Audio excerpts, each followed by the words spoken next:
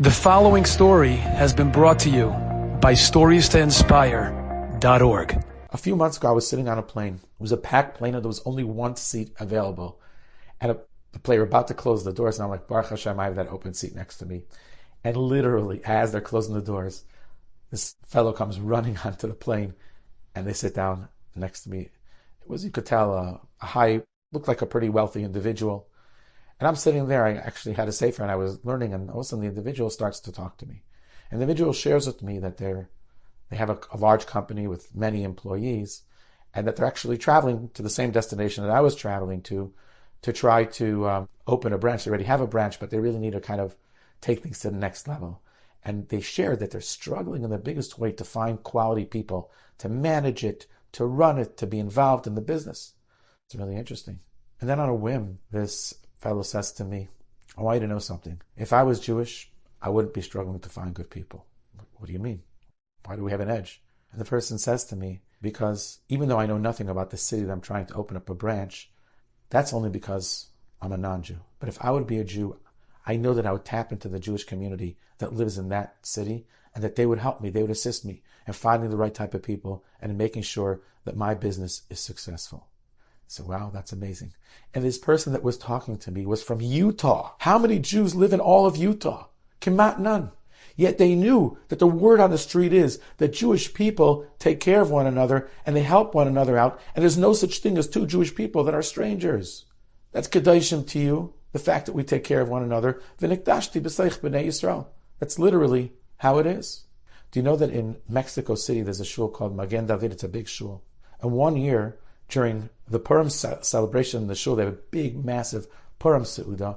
All of a sudden, the Rav of the shul notices that amongst all the different people who are dressed up and are celebrating is the chief of police of Mexico City. That is a pretty substantial position.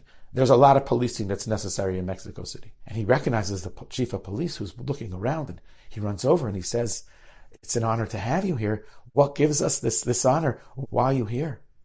He says, I came to see what's going on. I wanted to see your celebration. Really? That you come to check out celebrations? The police says, you want to know the truth why I'm here? He says, I do want to know the truth. He says, Mexico City has a lot of crime, and there's a lot of partying, and the partying often leads to violence.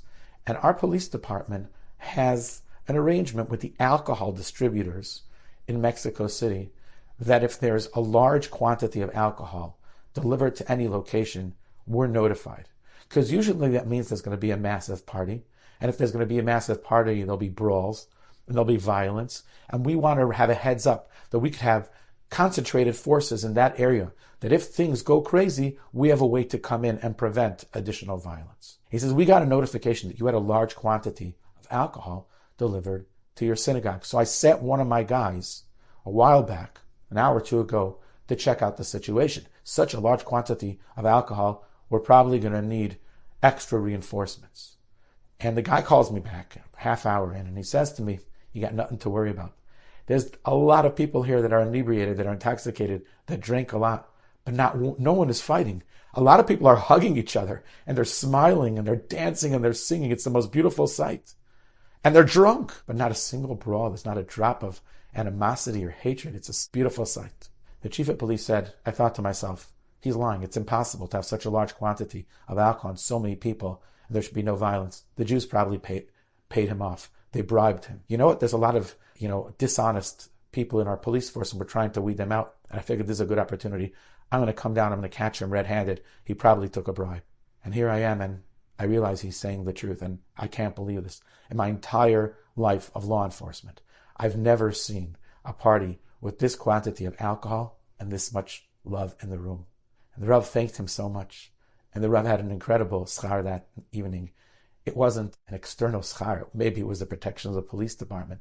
But it was the knowledge and understanding that even the goyim around us appreciate and understand the lofty level that Klal Yisrael lives on.